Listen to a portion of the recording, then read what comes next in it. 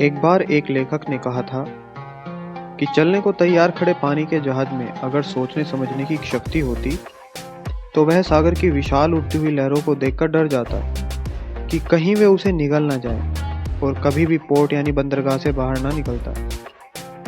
एक किसान की एक कन्या थी। रोज जब वह दूध लेने के लिए जाती तो रास्ते में एक गहरा नाला पड़ता था। इस नाले के ऊपर लकड़ी का एक तख्ता पड़ा था। वह उसी से उस नाले को पार करती थी और वापस आती। एक दिन जब वह दूध लेकर वापस लौटी तो फूट फूट कर रोने लगी।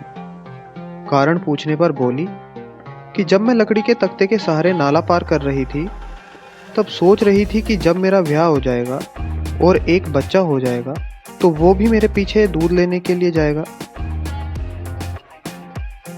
और नाले में गिरकर डूबकर मर जाएगा। लड़की की मूर्खतापूर्ण कल्पना को सुनकर वहां उपस्थित सभी लोग हंसने लगे। ऐसे ही बहुत से लोग हैं जो सोचते रहते हैं कि वे कोई भूल कर रहे हैं। सब बातें हमेशा उनके विरुद्ध ही होती हैं।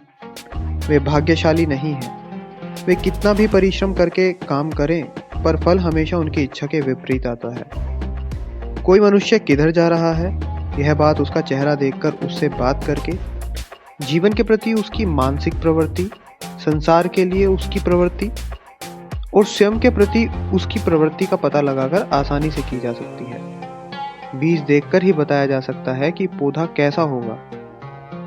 जो मनुष्य सदैव अपने को अभागा समझते हैं, जो स्टेशन पर सदैव तब पहुंचते हैं जब गाड़ी निकल चुकी हो, जो महंगे सामान को खरीदकर उसे सस्ते पर बेचने को मजबूर हों, उनके भविष्य का अनुमान सरलता से लगाया जा सकता है। प्रसन्नचित्त रहने के लिए प्रसिद्ध एक महान संत से एक बार पूछा गया, आप अपने मानसिक आनंद को किस प्रकार स्थिर रखते हैं? तो इसके उत्तर में उन्होंने बताया, मैं अपने मन को किसी भी आने वाले अभाग्य की आशंका से ग्रस्त नहीं होने देता। मैं सदा सौभाग्य की आशा करता हूं और अगर कोई अप्रिय घटना या कष्ट आ भी जाते हैं तो मैं उन्हें भी प्रिय बना डालता हूं। उनमें भी कोई प्रसन्नता और आनंद का रास्ता खोज लेता हूं। हम किसी कार्य के बारे में सोचते हैं, उसकी योजना तथा उसके साधनों की चिंता करते हैं। मार्ग में आने वाली बाधाओं को सोचते हैं। न रात को गहरी नींद आती है और न दिन को चैन पड़ता है। आशंकाएं घेरती है, भय डराता है। हम भयभीत हो जाते हैं और हमारा रक्त सूख जाता है और हम भली भांति कार्य करने के लिए योग्य भी नहीं रह जाते। प्रगति के स्थान पर अवनति ही हमारे हाथ लगती है। यह सब क्यों होता है? इसका उत्तर है मानसिक प्रशिक्षण का अभाव। अगर मनुष्य चिंता छोड़ चिंतन मनन करे और मन को प्रसन्न रखते हुए अपने लक्ष्य की ओर बढ़े तो निसंदेह उसका कार्य अपने आप योजना अनुसार होता चला जाता है। उसे कोई बाधा नहीं आती।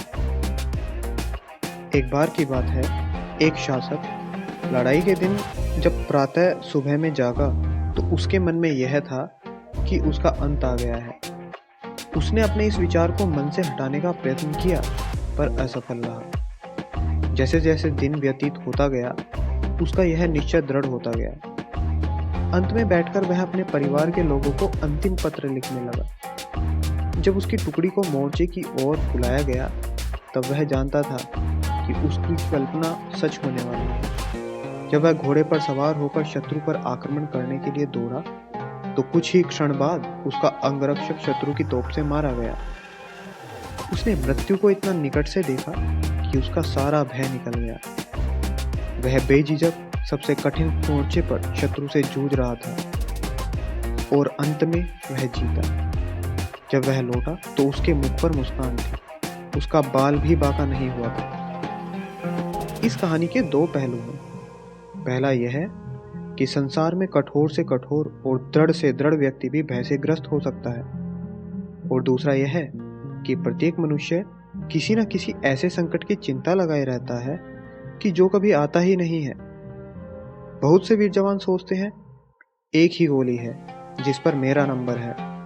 जब तक वह नहीं लगेगी तब तक मुझे इस संसार की कोई शक्ति नहीं मार सकेगी। अब अगर एक सैनिक युद्ध भूमि में निर्भय होकर जाता है तो जो लोग मोर्चे पर नहीं जा रहे हैं और फिर भी भयग्रस्त हैं तो उन्हें मूर्ख नहीं तो और क्या कहा जाएगा। तो यह नियम बना लीजिए कि जब तक किसी पुल के पास न पहुँचे उसको पार करने का प्रयत्न न करें। मतलब जब तक कि संकट सामने न आ जाए तब तक उसकी चिंता न करें। संकट के आ जाने पर भय भी मत करो। जो मनुष्य कल की चिंता आज ही लगा लेता है, जो कल की हानि से आज ही भयभीत हो जाता है, वह कायर है। और कायर व्यक्ति को न अपने पर विश्वास होता है और न भगवान पर।